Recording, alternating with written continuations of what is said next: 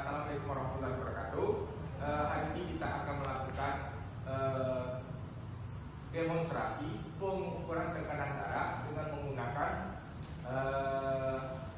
tensimeter kita. Mudah-mudahan Ibu Kader bisa memahami. Oke, Ibu Kader, bagaimana hari ini? Udah makan? Udah makan belum? Udah sehat belum? Oke. Pertama-tama untuk kegiatan ini, ya, kita siapkan dulu adalah termometer, tensimeter kita, ya. Ini termometer tensimeter digital. Kemudian kita cek, ya, baterainya udah ada belum. Kemudian baru kita hidupkan, tunggu sampai di layarnya ada indikator hidup, baru kita pasangkan handsetnya ke lengan kiri pasien, sebaiknya di sebelah kiri karena dekat dengan jantung, dan letaknya harus diletakkan dengan posisi tangan diletakkan di meja dan telapak tangannya mengarah ke atas. Baru kita pencet tombol start, baru kita tunggu beberapa saat, masanya tidak boleh dipegang, baru kita dapatkan hasilnya.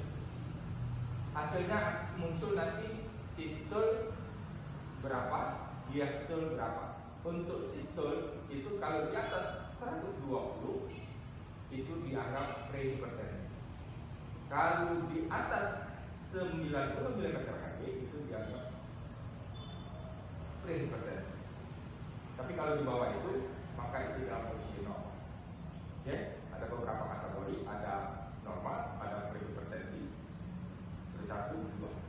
Oke, itu saja. Kita akan praktekkan. Oke, pertama-tama saya akan pasangkan manset. Ya, Bu, silakan taruh di situ. Manset dengan ini selangnya itu harus ke depan, jangan ke belakang. Ya, kita pasangkan. Oke, posisi tangan dan telapak tangan juga ini yang menggantung. Oke, sudah selesai ini. Kemudian kita hidupkan.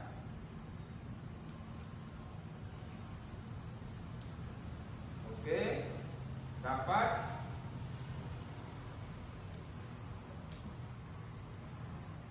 Dan muncul start. Oke, kita tunggu berapa saat.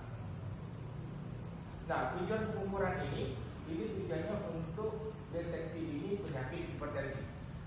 Ya, nanti ibu-ibu kader itu akan mampu mendeteksi bahwasanya masyarakat ini menderita hipertensi atau tidak. Jadi kalau menderita hipertensi akan dilaporkan ke petugas kesehatan. Itu saja. Nah, oke, sudah selesai. Kita tunggu.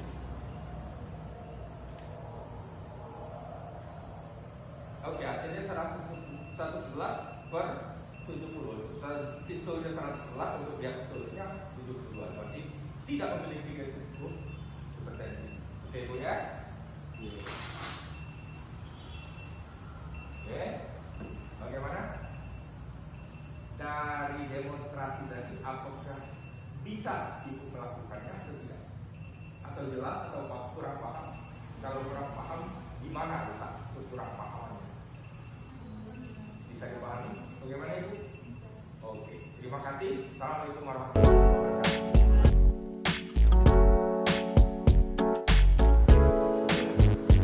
Baik Ibu-Ibu, kita akan melanjutkan tentang pengendalian faktor risiko penyakit tidak menular dengan perilaku cerdik dan patuh. Cerdik itu apa? Mari kita dengan slogan "Mari menuju masa muda sehat, Hari Tua Nikmat" dengan perilaku cerdik. C itu cek kesehatan secara rutin. Kemudian menyiapkan asap rokok. Kemudian R itu rajin beraktivitas fisik. D, diet yang seimbang. I, istirahat yang cukup. Kemudian yang K, kelola stres. Slide. cara mengecek kesehatan secara berkala, kita melakukannya secara mandiri ke Posyandu, Posbindu atau UKBM, atau ke fasilitas pelayanan kesehatan seperti di Puskesmas atau di FKTP. Pesan yang harus kita peroleh pada saat melakukan pengecekan secara berkala ini adalah penyakit tidak menular itu muncul tanpa gejala karena kita harus melakukan deteksi dini untuk mengetahui kondisi tubuh sejak awal agar bisa dilakukan pencegahan dan pengendalian jika sudah jatuh pada kondisi penyakit tidak menular sehingga bisa segera mendapatkan penanganan dan menghindari komplikasi. Kemudian deteksi dini ini penting untuk dilakukan setidaknya 1 kali setahun untuk populasi yang sehat. Bagi populasi yang berisiko bisa melakukan kunjungan ulang setiap 3-6 bulan ke Posyandu atau Posbindu. Kemudian bagi peserta atau pasien penyakit tidak menular wajib melakukan pengobatan secara teratur dan memantau kondisi tubuhnya setiap bulannya ke fasilitas pelayanan kesehatan. Selanjutnya, bagaimana cara untuk rajin beraktivitas fisik? Yang pertama yang harus dilakukan oleh lansia ya, yang tidak dianjurkan untuk dilakukan pada lansia, yang pertama melakukan latihan lebih dari 60 menit setiap latihannya. Kemudian yang kedua, melakukan gerakan tubuh yang memantul dengan cara menghentak-hentakkan dan melompat-lompat. Kemudian yang ketiga, latihan beban dengan beban yang berlebihan atau beban menggunakan dumbbell. Kemudian latihan yang mengganggu keseimbangan seperti berdiri di atas 1 kaki tanpa berpegangan atau berpijak pada daerah yang tidak rata atau licin. Yang kelima, gerakan menengadahkan kepala ke belakang dan memutar kepala, itu dilarang ya. Kemudian yang keenam, gerakan membungkukkan badan ke depan. Demikian ibu-ibu hal-hal yang harus diperhatikan pada saat lansia melakukan aktivitas fisik.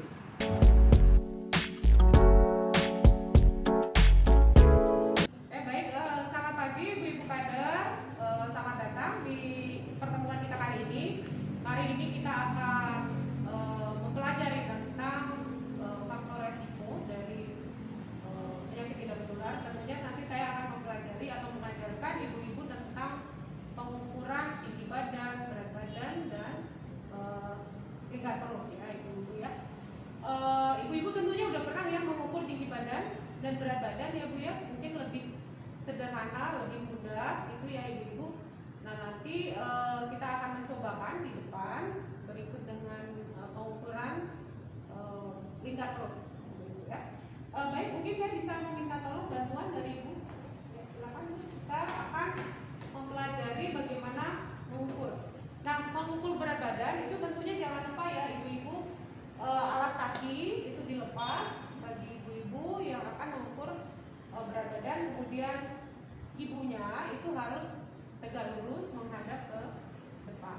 Kemudian baru kita melakukan pengukuran. Nah, dari hasil pengukuran ini kita dapatkan 64 kilo ya ibu. Nah sekarang untuk pengukuran tinggi badan, kalau kita menggunakan alat ini berarti kita harus memposisikan panjang, kemudian ibunya harus diminta untuk tegak lurus. Oke. Dari hasil pengukuran kita hitung di bawah sini ya ibu-ibu.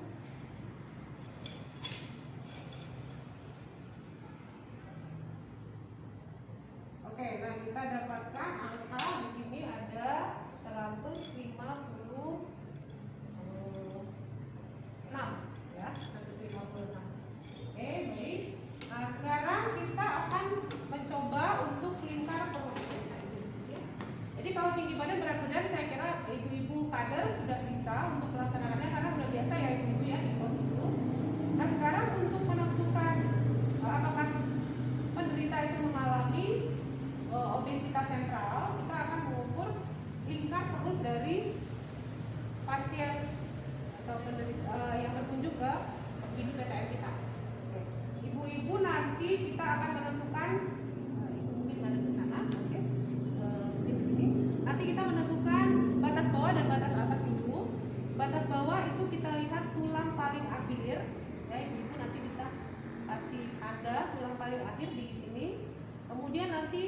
tulang panggul.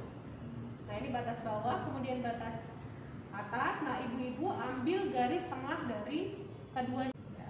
Nah, di sini jadi garis tengahnya ada di 6 di sini.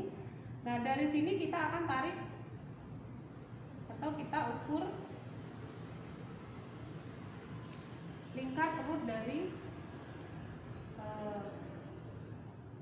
pasien gitu ya. Nah, ini kita dapatkan ukur 79 lingkar perutnya. Jadi ibu-ibu lebih mudah nanti tentukan batas atas, tentukan batas bawah, kemudian tentukan tengah, kemudian kita tarik, kita ukur lingkar perut ya. Kita dapatkan di sini adalah 79 gitu ya. Ibu silakan Ibu. Oke. Jadi gunanya kita melakukan pengukuran lingkar perut adalah untuk menentukan apakah penderita itu mengalami obesitas sentral. Nanti kalau ibu-ibu bisa lihat di sini, kapan dikatakan obesitas sentral? Ya, lingkar perut. Misalnya kalau lingkar perutnya pada perempuan atau pada laki-laki itu lebih dari atau sama dengan 90 cm, berarti dia mengalami resiko penyakit atau mengalami obesitas sentral.